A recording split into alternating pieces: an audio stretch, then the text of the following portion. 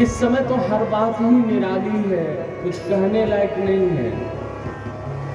यज्ञ जहां पर होता है, जहां भी हुआ है, उस देश का, उस धरती का इतिहास बदला। आजकल जहां यज्ञ होता है वहां पर खींचातानी ज्यादा बढ़ जाती है। यज्ञ का यही फल है। क्यों? क्योंकि यज्ञ जो है ना वह कल्प वृक्ष है। जैसी भावना रख करके, मुंह से स्वाहा स्वाहा तो बोल रहे हैं, वेद मंत्र तो बोल रहे हैं, मन में हो रहा है कि जो तिल की जगह अगर हमारा पड़ोसी स्वाहा हो जाता, यज्ञ का वही फल मिलेगा।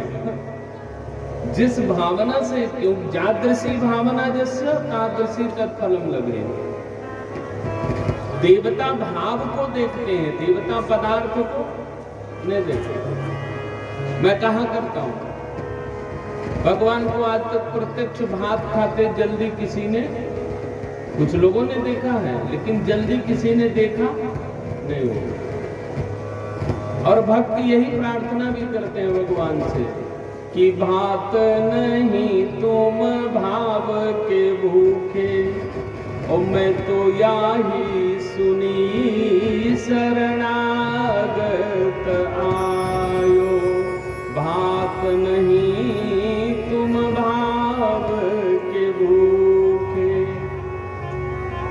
भात के भूखे होते तो विदुरानी के साग नहीं खाते, केले का छिलका नहीं खाते, भगवान केला खोजने लगते।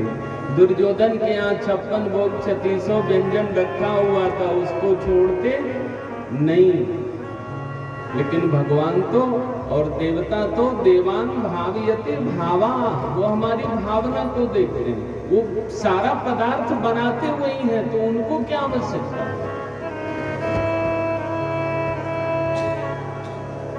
किसी व्यक्ति में शक्ति है, एक धान के बीज को 100 बना दे, किसी फैक्ट्री में, किसी कंपनी में, किसी मशीन में रह करके। लेकिन एक दाना धरती मैया में सौंपते हैं तो 100 दाना तैयार है ना। कौन चावल है? पर्वत जीरा, सियावर रामचंद्र की।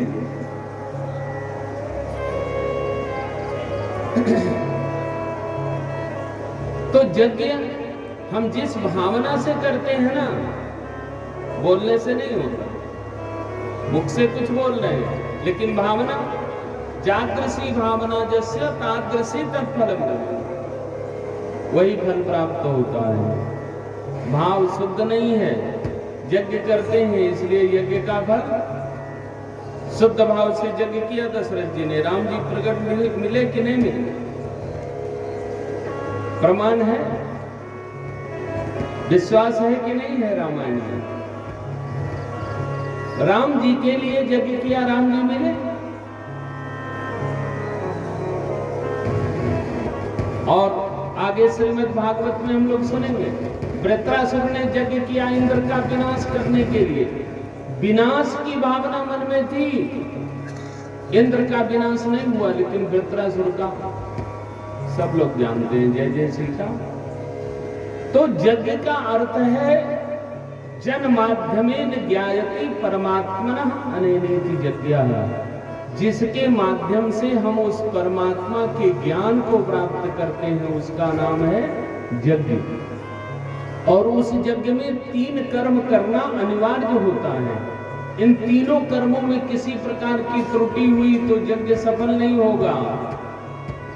असफल नहीं होगा तो इसका मतलब ये मत समझिए कि विफल हो गया, निष्फल हो गया। निष्फल नहीं होगा, कोई न कोई फल वो जरूर देगा। तो फल क्या देगा? जादृशी भावना जैसे,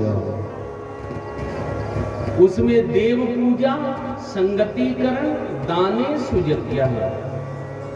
वेद ने विधान बताया जिसमें देवताओं का पूजन ठीक प्रकार से हो, जिसमें संगतिकरण ठीक प्रकार से हो, और जिसमें अच्छे प्रकार से दान दिया जाए, उसको कहते हैं यज्ञ। देव पूजा संगतिकरण दानेश यज्ञ। अब देखिए,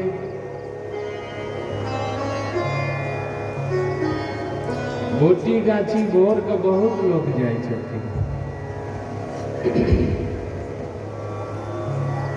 मांग के की सब आवे छथिन से वह सब बुझथिन।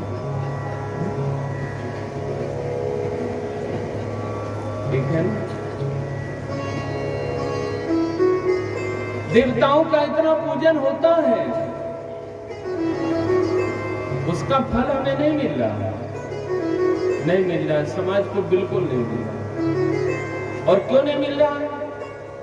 कारण है, पहला नियम है देवता के पूजन का, देवम भूत्वा देवाम यजेत। एक नियम है, देवता का पूजन करने के लिए चलिए, उसके पहले स्वयं देवता बन जाइए, तब देवता का पूजन करिए। देखिए देवता के पूजन का फल मिलता है कि नहीं मिलता। सबको मिला है। जानकी जी, इसी मिथिला की घटना है ना, हमारे गांव घर की घटना है ना। गिरजा जी का पूजन करती थी, उनको फल मिला कि नहीं मिला? मन जाहि राज्यों मिली सोबर सहज सुंदर सांवरो। मन जाहि राज्यों मिली सोबर सहज सुंदर सांवरो। करुणा निधान सुजान शील स्नेह जानत रावरो। करुणा निधान सुजान शील स्नेह जानत रावरो।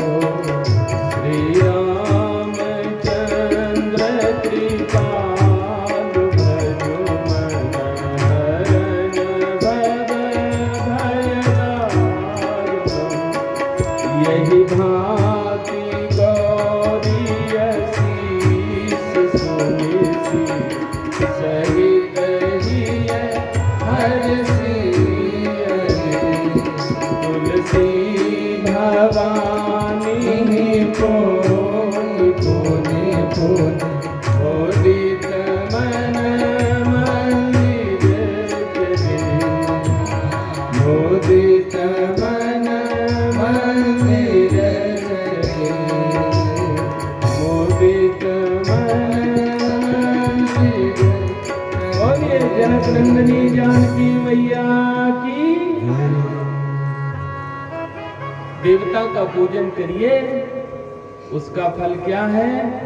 वहां से प्रसन्नता पूर्वक लौटिए। और प्रसन्नता पूर्वक कब लौटेंगे? जब देवताओं का पूजन करने के लिए देवता बनकर के जाएंगे, और देवता बनकर के देवियां देवी बनकर के जाएंगी और पूजन करेंगी, तो प्रसाद में वही मिलेगा, मन जाहि राजो मिले सो। लेकर के क्या जाते हैं? बकरी का मूंगड़ी। हाँ? क्या 9 दिन जय जय दुर्गा, खूब व्रत करेंगे, खूब उपवास करेंगे, खूब कीर्तन करेंगे, खूब भजन करेंगे। 10वें दिन दुर्गा मैया को जब ढकेल के आएंगे तो 10वें दिन पारण में जितना 9 दिन जय जय दुर्गा, 10वें दिन पारण में उतने मुर्गे मुर्गा। बोलो सियावर रामचंद्र की।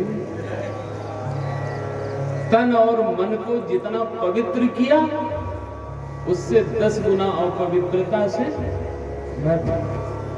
हिंसा किया। प्राण जाने में कितना कष्ट होता है सबको मारना।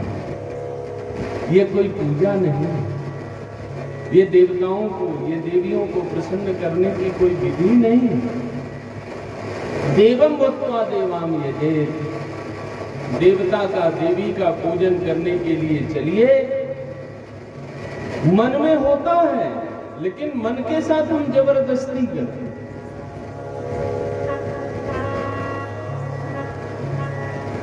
इसी किनारे भगवान का कहीं मंदिर हो, स्नान ध्यान नहीं किए हैं, मन में बहुत प्रेम है कि भगवान को प्रणाम करना चाहिए, लेकिन चौखट तक जाते जाते पैर अपने आप रुक जाता है, वही हाथ जुड़ जाता है, प्रभु क्षमा करिएगा, स्नान ध्यान नहीं किया हूं इसलिए आपके भीतर नहीं आ सकता। ये प्रमाण है कि देवता पवित्रता के विषय हैं, और पवित्रता में कोई कमी महसूस होती है तो हमारा पैर प्रेम रहते हुए जाते जाते वहां पर रुक जाता है। जीवन में श्रीमद् भागवत यही समझाता है, करना क्या चाहिए, किस रूप में किया जा रहा है, और जिस रूप में जो कार्य होगा, बस यही 3 बात समझाता है, उसका फल उसी रूप में प्राप्त होगा। धान बोने के समय में गेहूं बोएंगे, पौधा नहीं उगेगा। गेहूं बोने के समय में धान बोनेंगे, अभी बहुत धान झड़ जाएगा, झड़ जाता है, यूरिया डाई और पानी और सब कुछ डालते हैं, लेकिन धान का बीज नहीं जमता, गेहूं वाला जम जाता।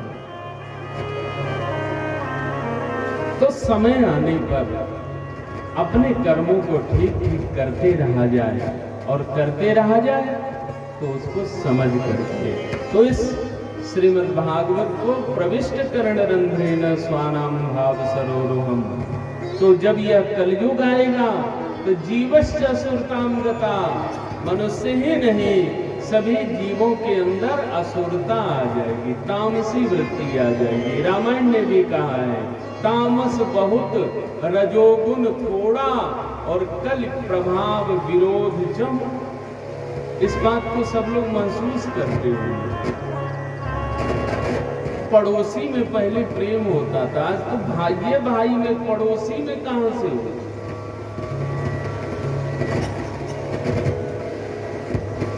कहने की आवश्यकता नहीं।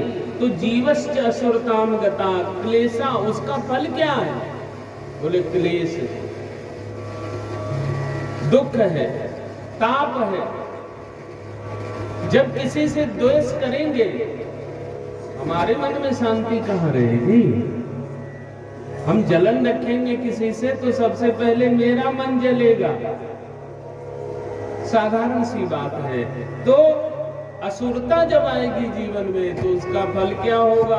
क्लेशाक्रांतस्य, सभी लोग क्लेश से आक्रांत हो जाएंगे महाराज, और लोगों के मन को शांति नहीं मिलेगी तो जीवन जीना व्यर्थ है, बेकार है।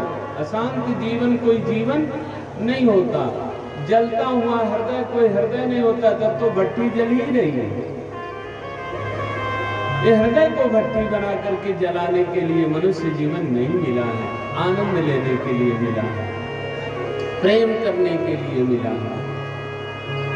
दूसरे का नहीं तो अपना तो सहयोग करिए, अपना हृदय तो मत जलाइए बिना कोयला पानी के। तो ये मुनि महात्मा लोग जब यज्ञ कर रहे हैं तो तीनों काम हो रहा है। सबसे पहले प्रथम सत्र में यानी प्रातः काल जो है देव पूजा, देवताओं का पूजन। दूसरा समय जो है वह संगतिकरण, दोपहर का समय, संध्या का समय। जब समय का संधि काल होता है ना, उस समय सब काम को छोड़ देना चाहिए, कुछ भी काम। लोग कहते हैं ना गोधूली का समय है, इस समय खाना सोना बहुत सारी बातें हैं जो नहीं करना चाहिए। दोपहर के समय भी नहीं करना चाहिए, अर्धरात्रि के समय भी नहीं करना चाहिए, ब्रह्म मुहूर्त में भी। सबका समय निश्चित है, समय से कर्म करेंगे, जो कार्य करेंगे वह सिद्ध होगा। तो जब दोपहर का समय है उस दोपहर के समय में प्रातः काल तो देव पूजा, प्रातः दोपहर का समय जो है वह संगतिकरण। संगतिकरण क्या? सत्संग। ये विसंगति जो बन गई, विकार आ गया संगति में ना, गांठ पड़ गई। ईश्वर अंश जीव अविनाशी, जानते सब हैं, मानते। तो हुआ क्या? हुआ क्या बोले, जब उसी ईश्वर के अंश हम उनसे अलग हुए ना, तो हम विनाशी हो गए, वो अविनाशी के अविनाशी ही रह गए। तो फिर हम अविनाशी हो जाएं, इसके लिए भगवान ने एक मौका दिया। लेकिन वो जड़ अचेतन ही ग्रंथि पड़ गई, वह चेतन का चैतन्य ही रह गया, हम जड़ हो गए। इन दोनों के बीच में हुआ क्या? ये धागा का दो छोर है, लेकिन दो छोर के बीच में एक गांठ पड़ गई। गांठ जिस धागा में पड़ जाए, माता बहन लोग ज्यादा बढ़िया से जानते हैं, वो जल्दी किसी काम में आने वाला। सिलना चाहेंगे तो गांठे की जगह आधा धागा इधर रह जाए। तो जड़ चेतन ही ग्रंथि पड़ गई। ये जड़ और चैतन्य के बीच में एक गांठ पड़ गई, और गांठ पड़ गई तो ये गांठ है झूठी, यद्यपि मृषा, लेकिन छूटत कठिन नहीं। ये बहुत बड़ी समस्या है।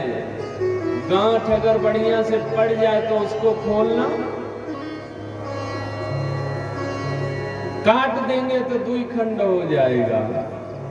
फिर गांठ लगाने के बाद ही दोनों एक होगा, तो इसको खोलना बड़ा कठिन है। जड़ चेतन ग्रंथि पड़ गई, यद्यपि मृषा, लेकिन छूटत कठिनाई।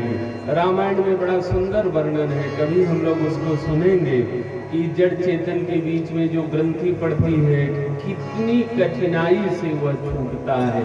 तो ये विसंगति है, इस विसंगति का संगति कैसे बैठे? देखो, संगत और पंगत सबका एक जैसा होता तो मैं कहा करता हूं, रोटी का संबंध हर किसी से हर किसी का नहीं हो सकता। नेताओं के नारा में जाने की जरूरत नहीं है, कोरोना ने बता दिया। छुआछूत क्या होता है बता दिया ना, जरूरी है एकदम छुआछूत। छुआछूत ना मानते हो तो बिजली जल रही, कितनी सुंदर रोशनी है। और तार को जरा छू दीजिए तो जो खुला तार है, देखिए छुआछूत का कितना बढ़िया असर दिखाई पड़ता है। रोटी का संबंध हर किसी से हर किसी का नहीं हो सकता, यह हमारे सनातन धर्म की ओरिजिनलिटी है, विशेषता है। और बेटी का संबंध हर किसी से हर किसी का नहीं हो सकता, तभी जाकर के सृष्टि बची रहेगी, सृष्टि की ओरिजिनलिटी बची रहेगी। आज तो सारा बीजे वर्ण संकर हो गया, शंकर मक्का, शंकर धान, शंकर गाय, शंकर भैंस। बोलो सियावर रामचंद्र की। तो हमारे यहाँ तो हर कंकर है शंकर है, वो बात अलग है, लेकिन ये वर्ण संकरता नहीं होनी चाहिए, नहीं तो ओरिजिनलिटी नहीं रहेगी। स्वधर्मम निधनम श्रेय, अपने अपने स्वधर्मे परिनिष्ठिता। श्रीमद् भागवत यही सिखाता है, अपने अपने धर्म में निष्ठित रहो। तो देव पूजा संगतिकरण, दोपहर के समय संगतिकरण माने सत्संग होता है। वो सत्संग क्या है कि इस जीव और उस ब्रह्म के बीच जो विसंगति पैदा हो गई है, उसके लिए ये मुनि महात्मा लोग भी संगतिकरण करते हैं, क्योंकि यज्ञ कर रहे हैं। और यज्ञ करने में कहीं अगर इस यज्ञ के तरफ से, प्रभु के तरफ से, ध्यान में, अनुष्ठान में कहीं किसी प्रकार का दूसरा विचार आया, तो जागृषि भावना जस्य तादृशी तत्फलम लभेत। इसलिए संगतिकरण करते हैं और अंत में दान। दान जीवन में जरूर करना चाहिए। भगवान ने अगर एक मन का दान करने की शक्ति किसी को नहीं दिया है तो एक कण का दान करने की शक्ति सबको दिया है। पहले मिथिला में बड़ी सुंदर परंपरा थी, हर घर में मुठिया निकाला जाता था, यही निकाला जाता था ना, क्या और कुछ नहीं। उसको किसको दिया जाता था? किसी भिक्षा मांगने वाले, किसी मंदिर में दे आते। 5 लोग का भोजन बन रहा है, एक मुट्ठी अनाज निकाल देने से किसी का पेट खाली नहीं रहता, लेकिन 5 दिन निकाल देने से किसी एक भूखे का पेट एक दिन भर सकता है। दान का कितना सुंदर विधान था, न इधर कोई नुकसान न उधर कोई नुकसान, वो सब तो बंद हो गया। तो एक मन दान देने की क्षमता भगवान ने किसी को नहीं दिया, एक कण दान देने की क्षमता जरूर दिया। 5 जगह नैवेद्य देते थे ना, पंच कवल करी जीवन लागे, रामायण में भी लिखा है। एक कौवा का हो गया, एक चींटी का हो गया, एक कुत्ता का हो गया, सब जीव को। देखो ये धन्यो गृहस्थाश्रम, गृहस्थ आश्रम जो है ना, इसको सबसे श्रेष्ठ आश्रम कहा गया है, क्योंकि इसी आश्रम से चारों आश्रम का निर्माण होता है और चारों आश्रम का पालन भी होता है। गृहस्थ आश्रम के ऊपर बहुत बड़ा भार है। गृहस्थ के घर गृहस्थ अगर ना रहे ना तो भगवान को भी जन्म लेने का मौका नहीं मिलेगा। मिलेगा? धन्यो गृहस्थाश्रम, इसलिए सर्वश्रेष्ठ गृहस्थ के घर अगर बच्चे पैदा नहीं होंगे तो ब्रह्मचारी सन्यासी साधु कहां से आएंगे?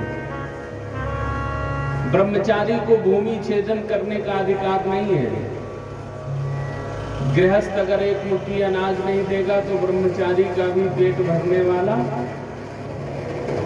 तो इसलिए दान जीवन में जरूर करना चाहिए। एक कण का दान कर देंगे, एक दाना, लेकिन दान के भावना से दान करना है। एक बार ऐसा हुआ,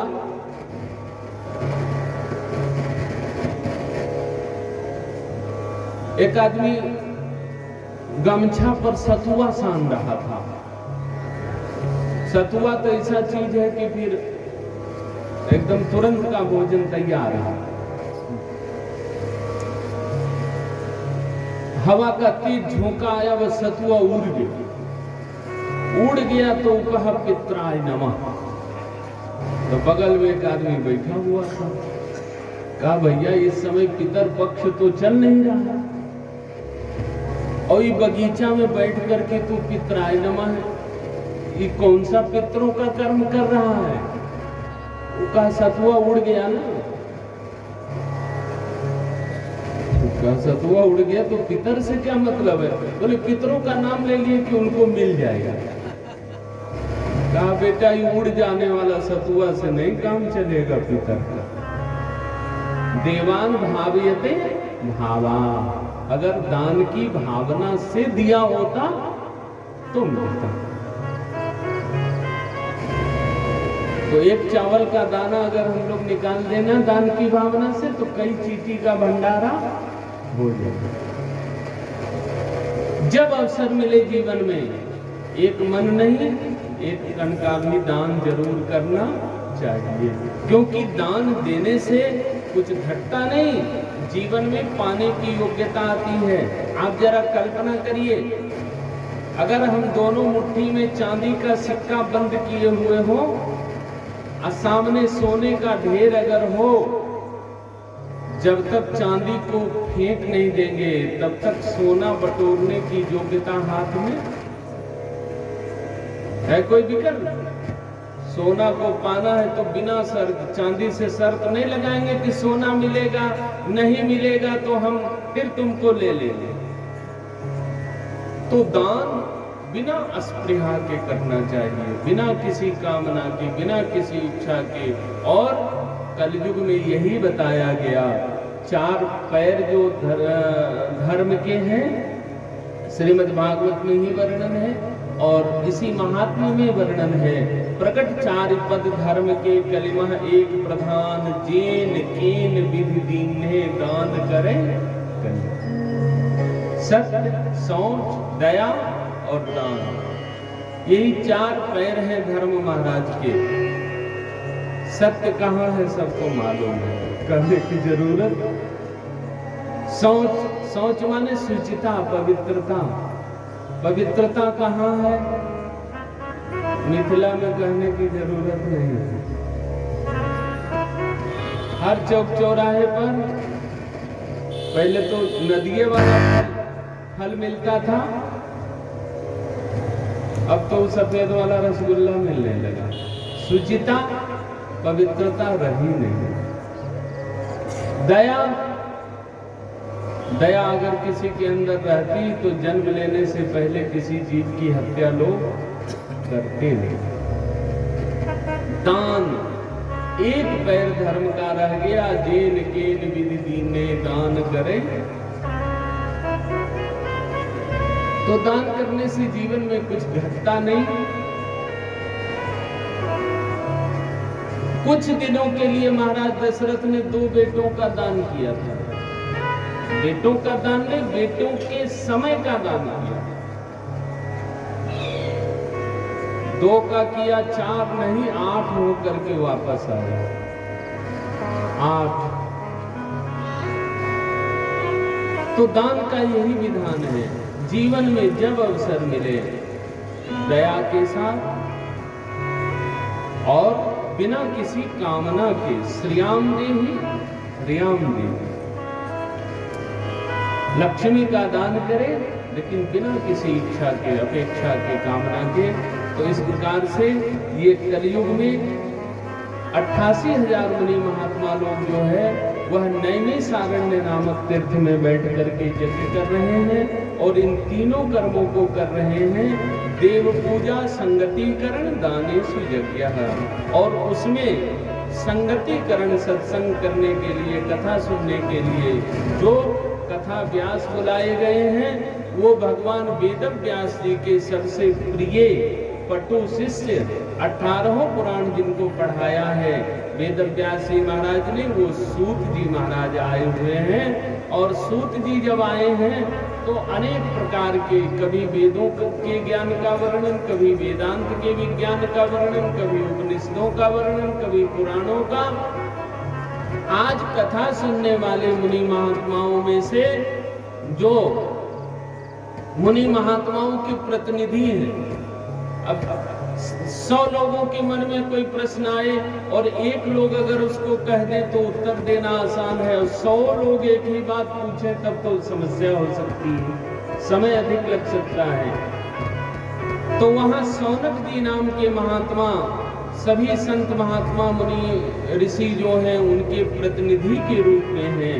और उन्होंने आज जो है वो सूत जी से कहा है कि महाराज आज तक आपने जितनी ज्ञान विज्ञान से परिपूर्ण कथाएं हम सब लोगों को सुनाई, बड़ा आनंद आया, लेकिन आज कुछ कथा में विशेष सुनने की रुचि हो रही है, जिसको सुनने के बाद कुछ चीजें हमारे जीवन में आए और कुछ चीजें हमारे जीवन से चली जाए। ठीक है महाराज, तो क्या सुनने की इच्छा है? बोले अज्ञान ध्वांत विध्वंस और सूर्य कोटि समप्रभ सूतम आख्याहि कथा सारम मम कर्ण रसायनम। आज हम लोगों के मन में ये इच्छा हो रही है कि जो अज्ञान को मिटाने के लिए करोड़ों करोड़ों सूर्य के समान प्रकाशवान, अज्ञान रूपी अंधकार को मिटाने के लिए करोड़ों करोड़ों सूर्य के समान प्रकाशवान हो।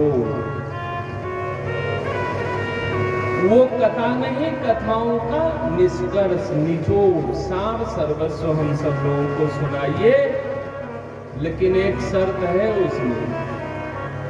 एक बात आप लोगों को बताऊं बिल्कुल स्पष्ट, बहुत से लोग कथा कथा का सीधा सा और पहला अर्थ है कि उसमें रस जरूर आना चाहिए। अच्छा, कोई चीज अगर मुंह में रस बनता है ना, लार बनता है ना, अगर वो न बने तो कुछ घुटाएगा। जानते सब लोग हैं लेकिन मानते कोई नहीं है। हमको कथा सुनाइए, लेकिन जो हमारे कान को रसायन की तरह, अमृत की तरह प्रिय और रस वाला भी लगे। बहुत लोगों को कथा में रस उत्पन्न नहीं कर पाते या नहीं हो पाता है तो कहते मैं सैद्धांतिक कथा कहता हूं। ऐसी कथा जो ऐसा भोजन जो गले में ही अटक जाए, वो भोजन फिर कोई भोजन तो नहीं हुआ। तो यह शर्त है कि मम कर्ण रसायनम, हमारे कान को अमृत की तरह मीठी भी लगे और रस से युक्त हो। अब इसको सुनने के बाद प्राप्त क्या हो? बोले 4 चीजें हमारे जीवन में प्राप्त हो। वह